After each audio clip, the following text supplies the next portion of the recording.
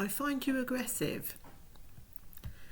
Hello, my name is Eva. Welcome to Jones Moans. I worked in BT between 1996 and 2008.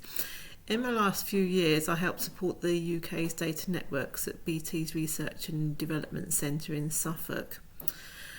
An initiative was introduced in 2007 called Managing the Tail. It was controversial. Here's the gist of it. Every manager was expected to identify a member of their team as being the lowest performer and put them on a performance review. The idea was to make them perform better. What happened in reality was that some managers used the initiative to manage people out of the business. They bullied them out of the company. For most managers, I assume they tried to play the game and just work their way through their team to make them all perform better. I don't know. I just bullied my boss, then took a redundancy package. At the time that Managing the Tail was introduced, I was working on a project called 21CN. This is a major overhaul of the UK network. I managed a team of cherry-picked experts from across BT who were supporting a pilot of 21CN. Now I thought, as I had cherry-picked experts working on a key project, I would be exempt from Managing the Tail, and I wasn't. I thought I'd be exempt mainly because you're not going to sell future opportunities to best performers from other teams only to be put onto a performance review in my team.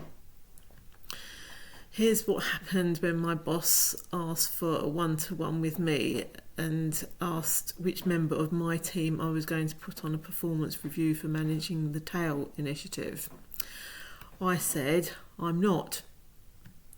I left it at that. It was the normal way I spoke to my boss, as I didn't have much respect for him. Another Jones Moans for another day. Just to explain the whole scene, my boss knew this was going to be a difficult one-to-one with me, so he decided to conduct it over the phone. Now, I was never a fan of remote working or working from home. I always thought it was used as a way to pretend you're working when you're not.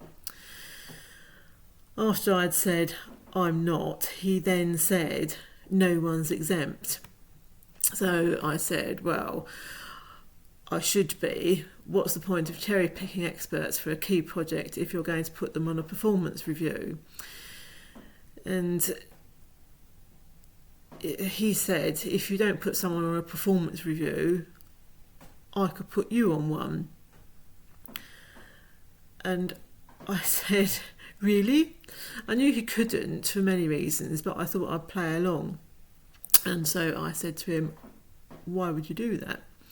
He said, I find you aggressive. And then there was a pause. I did think of making a joke, but realised that would go against me.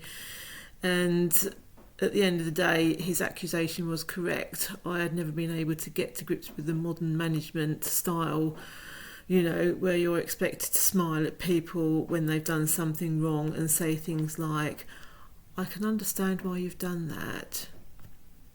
And to empathise when someone has done something that's so catastrophic that you think that they should be sacked. And then you're expected to say to them, do you want us to talk through any issues you have?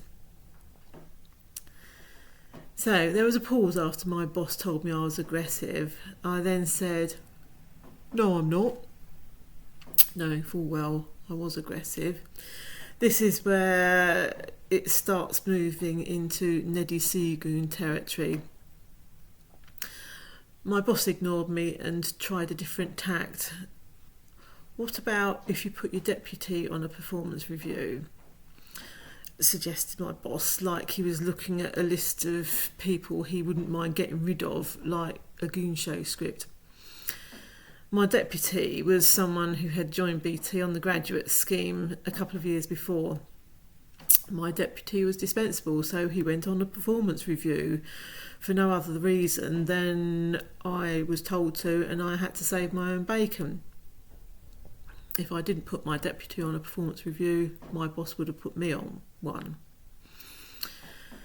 So after a couple of months, my deputy was well into knocking off his stretching targets that I had to set him to improve his performance. And the problem was going to come when I would be expected to say, oh yes, your performance has improved, and then I would need to decide who else I had to put on a performance review according to the rules of managing the tail.